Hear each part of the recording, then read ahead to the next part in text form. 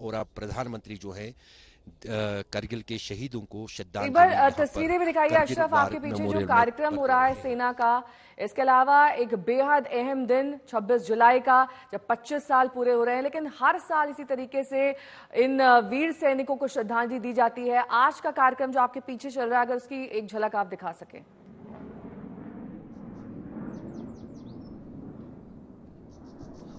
नेहा, प्रधानमंत्री इस वक्त जो हैं वार मेमोरियल पर पहुंच रहे हैं, श्रद्धांजलि दे रहे हैं यहाँ पर।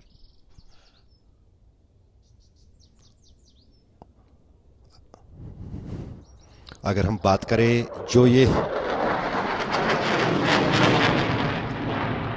वार मेमोरियल पर पीछे जो ये बोर्ड जिस पर प्रधानमंत्री इस वक्त उन शहीदों के नाम पढ़ रहे हैं, सभी यहाँ पर लिखे गए हैं 545 शहीदों के नाम जो करगिल युद्ध के दौरान जो है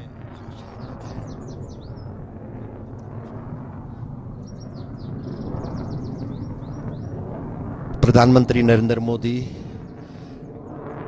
यहाँ जो ब्रिगेड कमांडर हैं उनके साथ उन सभी शहीदों के नाम देखते हुए किस किस यूनिट ने करगिल युद्ध के दौरान उस लड़ाई में हिस्सा लिया था, उनके नामों के साथ साथ उनके रेजिमेंट्स के तिरंगे जो हैं इस वार मेमोरियल पर यहाँ पर लगाए गए हैं। अगर हम गिने 1 2 3 4 5 6 7 प्रधानमंत्री नरेंद्र मोदी द्रास पहुंच चुके हैं। आज वो 25 साल पूरे हुए हैं करगिल दिवस के, इस मौके पर विभिन्न कार्यक्रमों में हिस्सा लेंगे। अभी उनकी थोड़ी देर पहले लैंडिंग हुई, उसके बाद उन्हें वहां वेलकम दिया जा रहा है। और ये तस्वीरें कारगिल युद्ध स्मारक द्रास से, जहां पे प्रधानमंत्री नरेंद्र मोदी पहुंचे और 140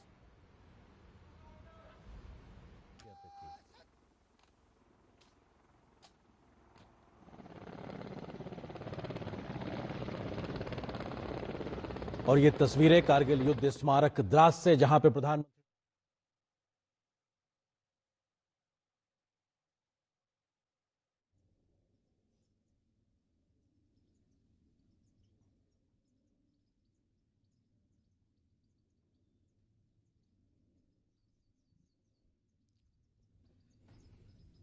chief of defence staff general Anil Chauhan और सेना प्रमुख भी प्रधानमंत्री के साथ अब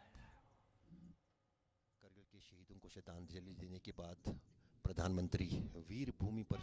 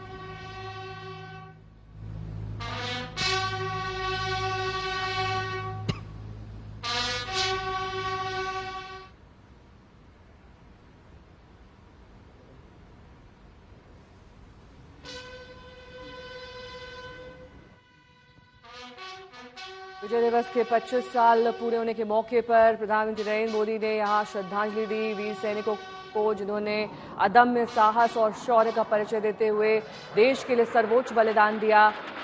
अशरफ वानी मेरे सहयोगी जुड़े हुए हैं। अशरफ, इस वक्त तस्वीरों के जरिए दिखाइए क्या कुछ हो रहा है वहां पर, और प्रधानमंत्री यहां पर कितनी देर मौजूद रहने वाले हैं? प्रधानमंत्री करीब 2 घंटे तक यहाँ मौजूद रहेंगे, क्योंकि आप समझ सकते हैं कि प्रधानमंत्री की सुरक्षा को लेकर कुछ पाबंदियां भी होती है मीडिया के लोगों को घूमने फिरने में, तो इसलिए हम सीधी तस्वीरें आप देख रहे हैं दूरदर्शन के माध्यम से। लेकिन इतना तो मैं आपको बताऊं कि करीब 2 घंटे तक प्रधानमंत्री यहाँ द्रास करगिल में रहेंगे।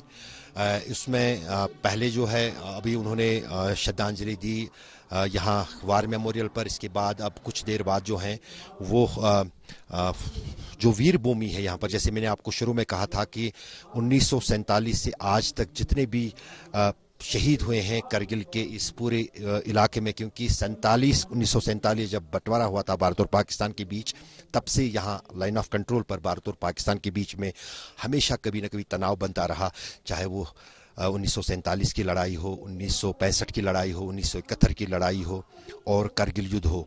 तो उस बीच जो है जितने भी शहीद हुए हैं यहाँ सेना के जवान, उनके लिए ये वीर भूमि बनाई गई है। इस वीर भूमि पर उन सभी सेना के जवानों और अफसरों के नाम लिखे हुए हैं, तारीख लिखी हुई है, कब और कहाँ उन्होंने शहादत पाई। उस वीर भूमि में भी उन शहीदों को जो है श्रद्धांजलि देने के लिए प्रधानमंत्री फिलहाल जा रहे हैं। इसके बाद एक संबोधन करेंगे वो यहाँ।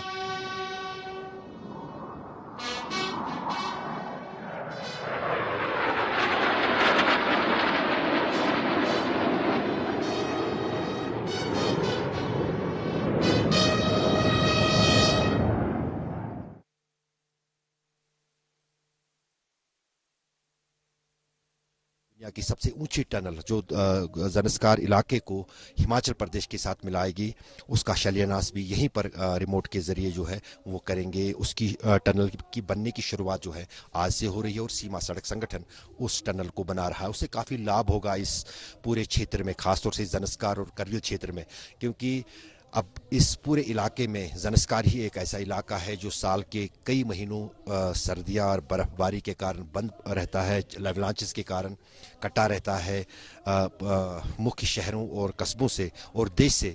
तो वो टनल बनने के बाद न सिर्फ पर्यटन वहाँ बढ़ेगा, बल्कि साथ ही साथ आम लोगों को है वहाँ उनको जो सुविधा होगी देश और दुनिया के साथ साल भर जुड़े रहने के लिए।